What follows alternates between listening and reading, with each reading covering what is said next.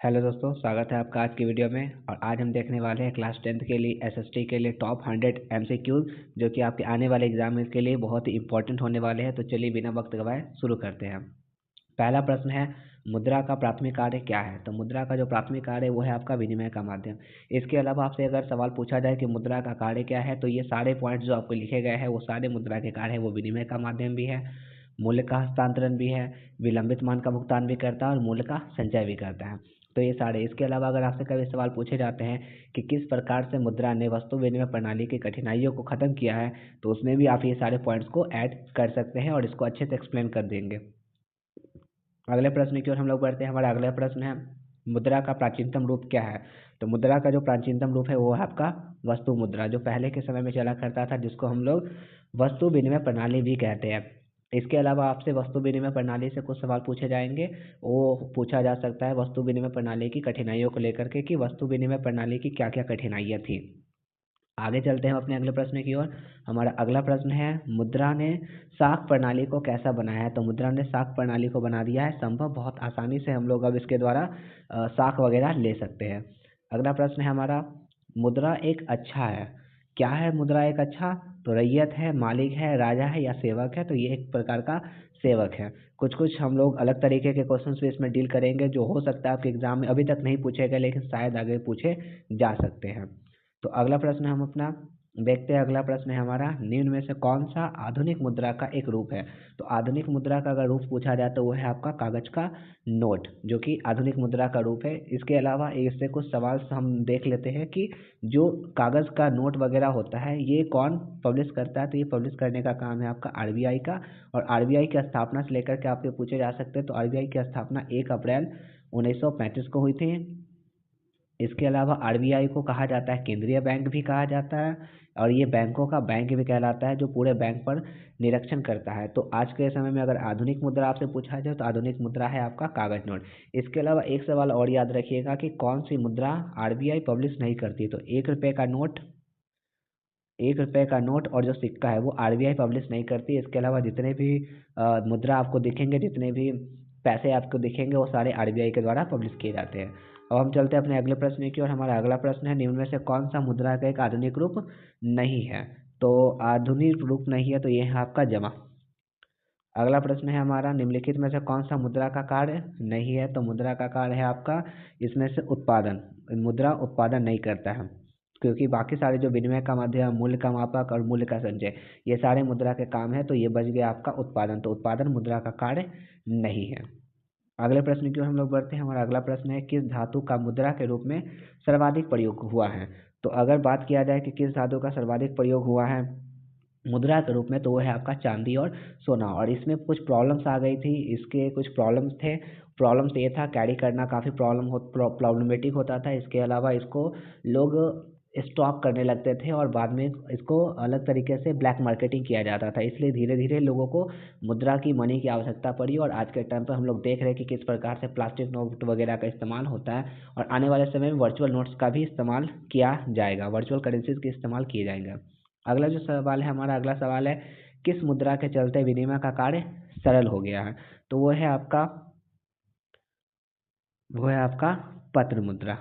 आगे चलते हैं हम लोग अगले प्रश्न की ओर। अगला प्रश्न है हमारा, हमारे देश में किस मुद्रा को वैधानिक मान्यता प्राप्त है? तो वो है आपका पत्र मुद्रा, जिसको गवर्नमेंट द्वारा ऑथराइज किया गया है और आरबीआई इसको संचालित करती है। अगला प्रश्न है हमारा, आधुनिक युग में उद्योग मुद्रा रूपी वस्तु धारण किए हुए हैं, यह कथन किसका है? तो ये कथन है प्रोफेसर पीगू का। इन्होंने ये कथन दिया था, ये स्टेटमेंट इनके द्वारा दिया गया था। स्टेटमेंट वाइज भी आपसे एग्जाम में सवाल पूछे जा सकते हैं कि ये स्टेटमेंट किसने दिया था, तो इसको भी आप एक बार जरूर देख लीजिएगा। अगला जो प्रश्न है हमारा वो है, आधुनिक युग की प्रगति का श्रेय मुद्रा को ही है, यह कथन किसने की दिया था? तो ये कथन थे हमारे मार्शल के।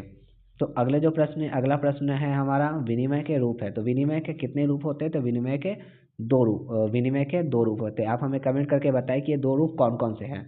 अगला प्रश्न है हमारा, विनिमय की प्रारंभिक अवस्था में व्यापार किस पर आधारित था? तो अगर बात किया जाए कि विनिमय की प्रारंभिक अवस्था में कि व्यापार किस पर आधारित था, तो ये ज़्यादा से ज़्यादा चेक वगैरह पर आधारित हुआ करती थी।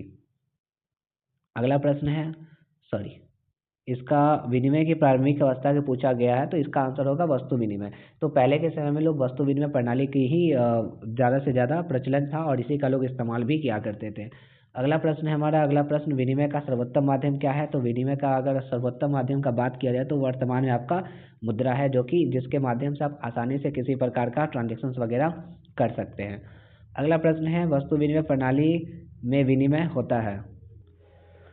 तो वस्तु विनिमय प्रणाली के विनिमय होता है तो ये वस्तु से वस्तु का किया जाता है और इसमें बहुत सारी समस्याएं थी, उन समस्याओं के बारे में हमने पहले आपको बता दिया है और इससे आपसे सवाल भी पूछे जा सकते हैं।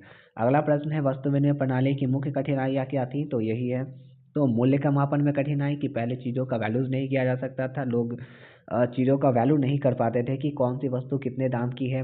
उसके अलावा दोहरे संयोग का अभाव, दोहरे संयोग का अभाव का मतलब ये होता है कि आपको अगर पहले के समय में कोई चीज़ बदलना है, कोई चीज़ खरीदना है, तो आपको क्या करना पड़ता था, ऐसे व्यक्ति को ढूंढना पड़ता था जिसके पास आपको जो चाहिए वो हो, ठीक है, और बदले में वो व्यक्ति भी आपसे कुछ लेगा, तो उस व्यक्ति को जो चाहिए वो आपके पास होना चाहिए। अगर इस प्रकार का जो सर्कमस्टांसेस अगर पूरा होता था, इस प्रकार का कंडीशन अगर फुलफिल होता था, तभी जा कर के आप क्या कर सकते थे, उस समय पर एक्सचेंज वगैरह कर सकते थे। तो ये दोनों एक मेजर प्रॉब्लम हुआ करती थी, तो इसका आंसर हो जाएगा ए और बी दोनों।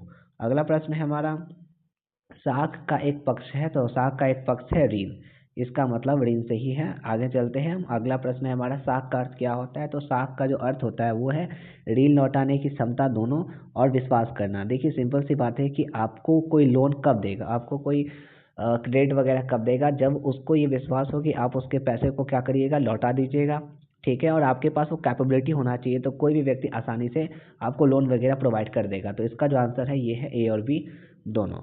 अगले प्रश्न की ओर बढ़ते हैं, हमारा अगला प्रश्न है, निम्न में से कौन सा मुद्रा का उदाहरण है? तो ये है, तो इनमें से मुद्रा का उदाहरण है तो इनमें से कोई नहीं।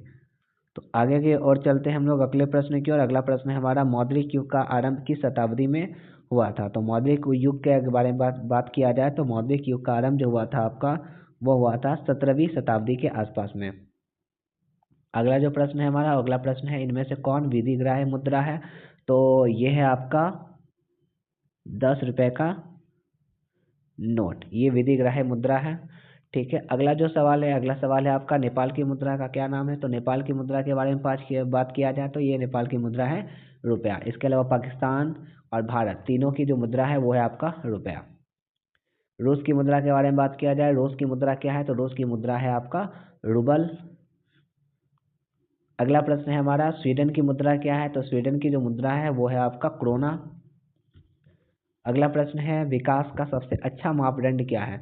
तो अगर किसी भी देश के विकास के बारे में अगर आपको बात करना है तो उसमें आय, शिक्षा और स्वास्थ्य, इन तीनों को देखा जाता है। अगर ये तीनों चीज़ें किसी देश की बेहतर है तो उसका विकास का स्तर भी ज़्यादा होगा। तो विकास के स्तर को मापने के लिए इन तीनों चीज़ों को कंसिडर किया जाता है। तो इसका आंसर है उपयुक्त में सभी। अगले प्रश्न की ओर बढ़ते हैं, हमारा अगला प्रश्न है, प्रति व्यक्ति आय की गणना कैसे की जाती है? तो अगर प्रति व्यक्ति आय की गणना की बात की जाए तो इसका जो कैलकुलेशन होता है वो होता है कुल आय बटा कुल जनसंख्या, ठीक है। और आपसे ये 2 नंबर के में भी सवाल पूछा जाता है कि प्रति व्यक्ति आय से क्या समझते हैं? तो प्रति व्यक्ति आय कुछ नहीं है, जब आप कुल राष्ट्रीय आय को कुल जनसंख्या से भाग देते हैं तो जो भागफल आता है उसी भागफल को हम लोग प्रति व्यक्ति आय या पर कैपिटा इनकम कहते हैं। इससे रिलेटेड कुछ बातें और है कि पर कैपिटा इनकम के बारे में भारत में सबसे पहले किसने बताया था? तो दादा भाई नौरोजी ने, उन्होंने सबसे पहले बताया था, ठीक है। कब? तो 1868 में इन्होंने एक पुस्तक लिखा था, poverty and un-British rule in India, जिसमें उन्होंने बताया था कि भारत का जो नेशनल इनकम है वो 340 करोड़ है। और साथ साथ में इन्होंने प्रति व्यक्ति आय के बारे में बताया था, वो था उस समय 20 रुपया। तो आप ये याद रखिएगा। अगला जो प्रश्न है हमारा वो है, भारत में मानव विकास रिपोर्ट कौन जारी करता है? तो भारत में मानव विकास रिपोर्ट जो जारी करने का काम है वो है यूएनडीपी।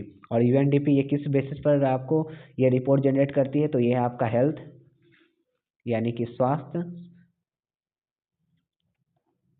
शिक्षा और एक आपका प्रति व्यक्ति आय, इन 3 स्तर को देख करके ये मानव विकास रिपोर्ट को जारी किया जाता है। अगला जो प्रश्न है हमारा, वो अगला प्रश्न है, मानव विकास सूचकांक में कौन सा शामिल नहीं है। तो जैसा हमने आपको बताया कि जब भी HDI रिपोर्ट तैयार किया जाता है, जो कि UNDP के द्वारा तैयार किया जाता है, तो उसमें शिक्षा, स्वास्थ्य और आय तीनों को कंसिडर किया जाता है, लेकिन किसे शामिल नहीं किया जाता, तो धर्म वगैरह इसको कंसिडर नहीं किया जाता है।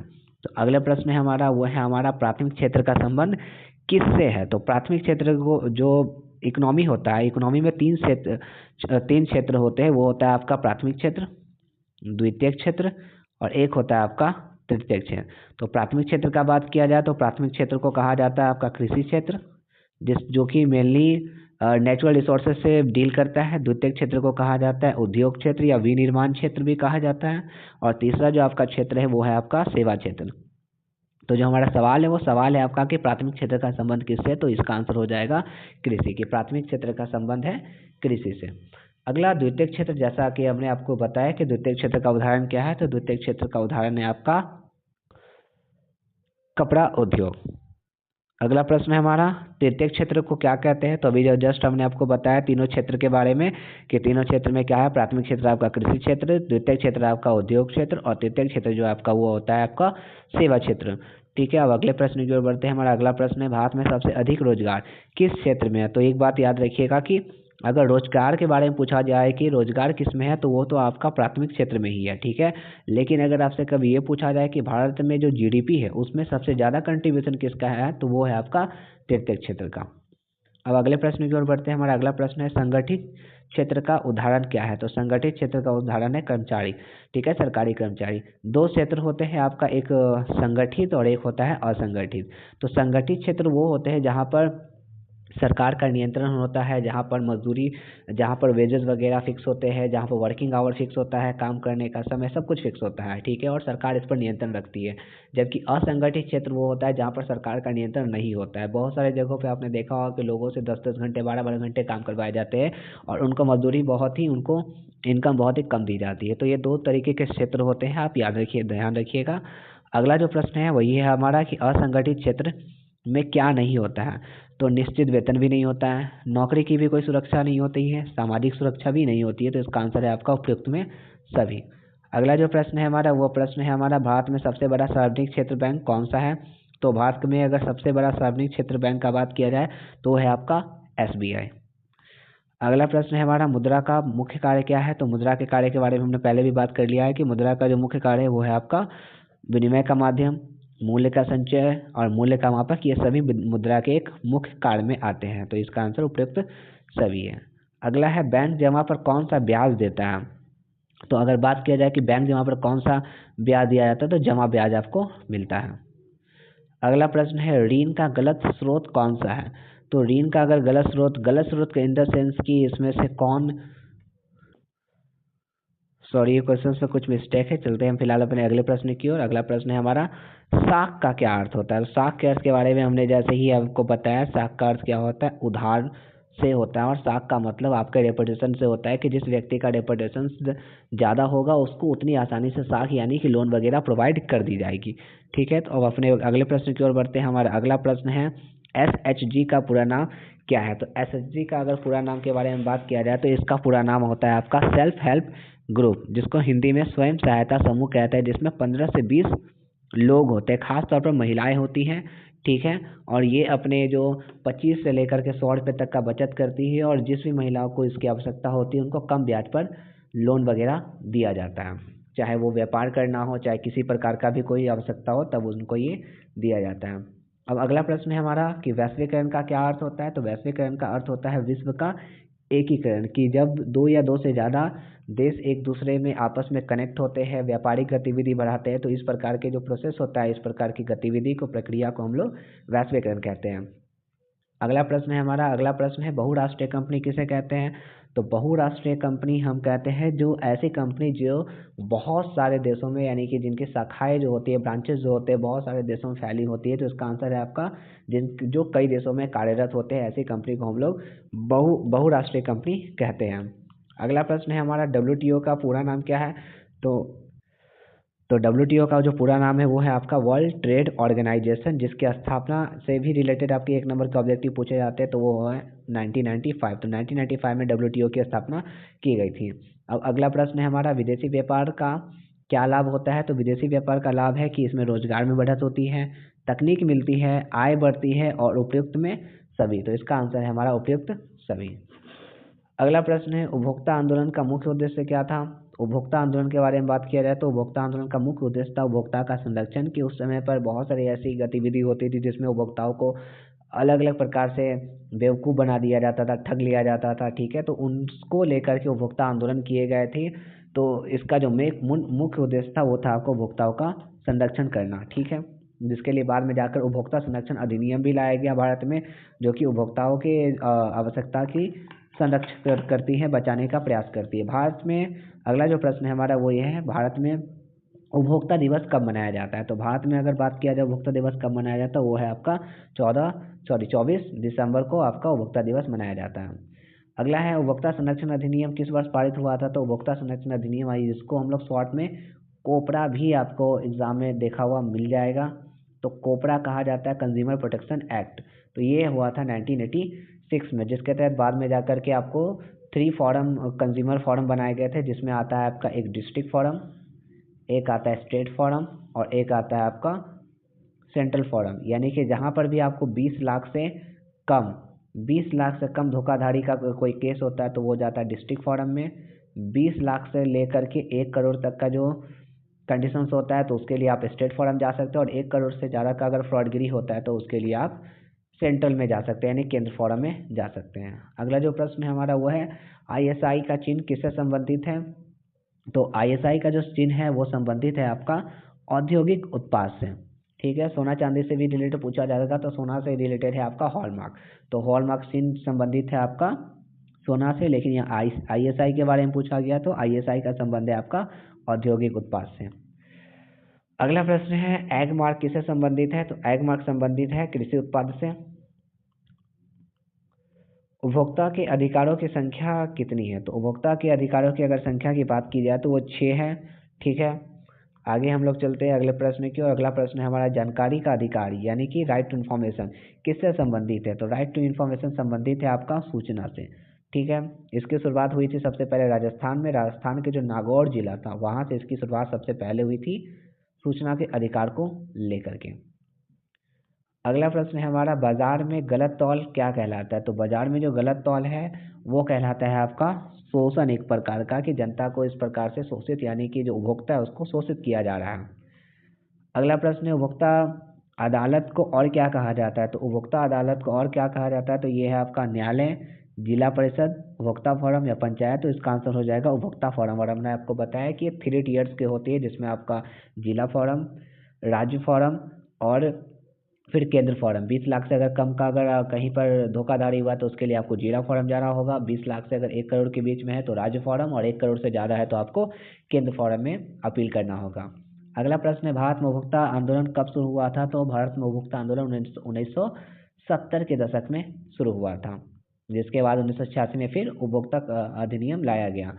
राष्ट्रीय आय में सबसे अधिक योगदान किस क्षेत्र का है? इसके बारे में हमको पहले बता दिया है कि अगर राष्ट्रीय आय में पूछा जाए तो ये है आपका तृतीय क्षेत्र, और अगर पूछा जाए कि रोजगार किसमें सबसे ज़्यादा है तो वो है आपका प्राथमिक क्षेत्र।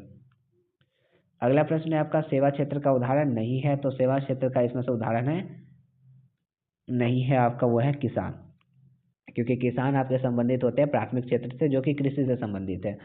अगला प्रश्न है हमारा, बैंक किससे पैसा लेता है? तो बैंक जो पैसा लेता है वो लेता है जनता से। हमारे जो कुछ सेविंग्स अकाउंट वगैरह होते हैं या अलग अलग तरीके के, जो 4 तरीके के बेसिकली अकाउंट्स होते हैं, उसमें हम लोग पैसा वगैरह जमा करते हैं, और यही बैंक फिर आगे जा कर के लोन वगैरह प्रोवाइड करती है। तो ये बैंक का एक मेन सोर्स भी होता है इनकम का।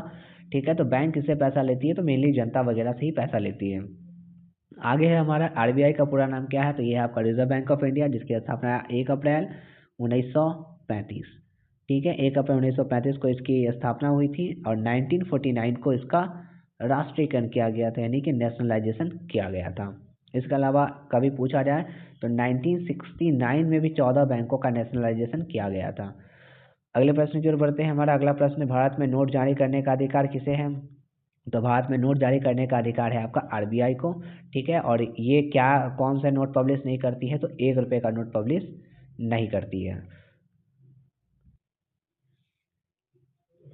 तो 1 रुपये का नोट आरबीआई पब्लिश नहीं करती है। अगला प्रश्न है हमारा, विकास का उद्देश्य क्या है? तो विकास का उद्देश्य होता है किसी भी व्यक्ति का बेहतर जीवन यापन। ठीक है। अगला प्रश्न हमारा, बेरोजगारी किस समस्या से जुड़ी है? तो बेरोजगारी आपका आर्थिक समस्या से जुड़ी है।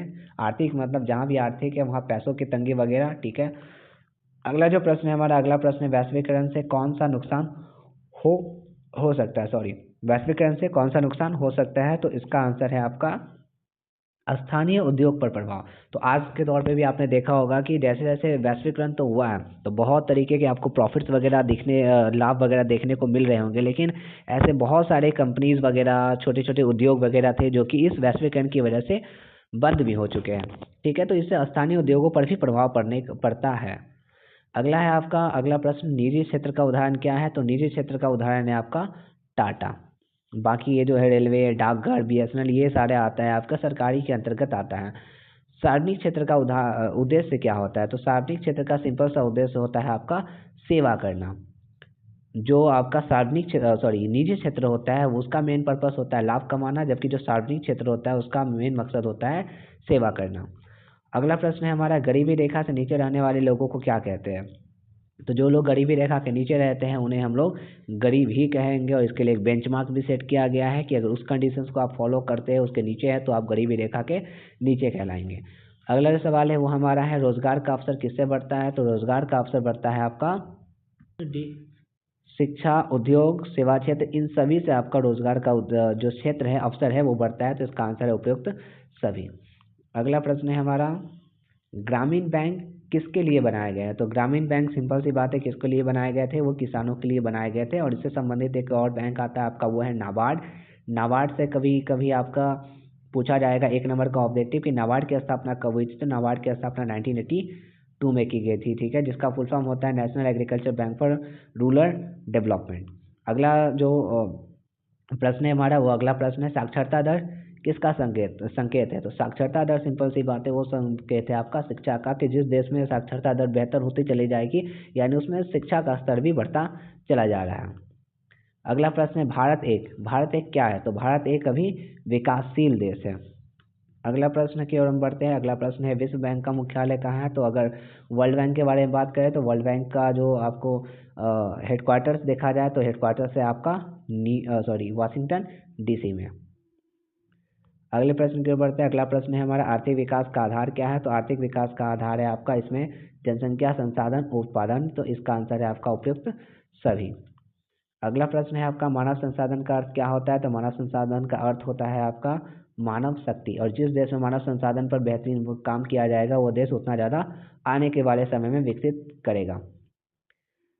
अगला प्रश्न है हमारा, शिक्षा क्यों आवश्यक है? तो शिक्षा आवश्यक है रोजगार के लिए, विकास के लिए और जागरूकता के लिए। तो इसका आंसर है आपका उपयुक्त सभी। विकास का अंतिम लक्ष्य क्या होता है? तो विकास का जो अंतिम लक्ष्य है वो है आपका खुशहाल जीवन के लिए। लोग डेवलपमेंट इसलिए चाहते हैं ताकि वो अपना एक बेहतरीन जीवन जी सकें। तो दोस्तों ये हमारे 75 इंपॉर्टेंट MCQs थे, और जो 25 क्वेश्चन है उसमें कुछ PPT में गड़बड़ हो गया है, जिसके लिए हम यहाँ पर 75 क्वेश्चन पर ही खत्म कर रहे हैं। और आगे नेक्स्ट वीडियोज़ में हम आपको वो 25 क्वेश्चन, इसके अलावा कुछ और इंपॉर्टेंट क्वेश्चन को इंक्लूड करेंगे जो हम अपने नेक्स्ट वीडियो में डिटेल्स से उसका डिस्कशन करेंगे। तब तक के लिए आप वीडियोज़ को लाइक कर दें, चैनल को सब्सक्राइब कर दें और बेल आइकन जरूर दबा दें, ताकि आपको आने वाली वीडियोज़ की नोटिफिकेशन मिलते चले जाए, क्योंकि आपका एग्ज़ाम बहुत ही करीब है।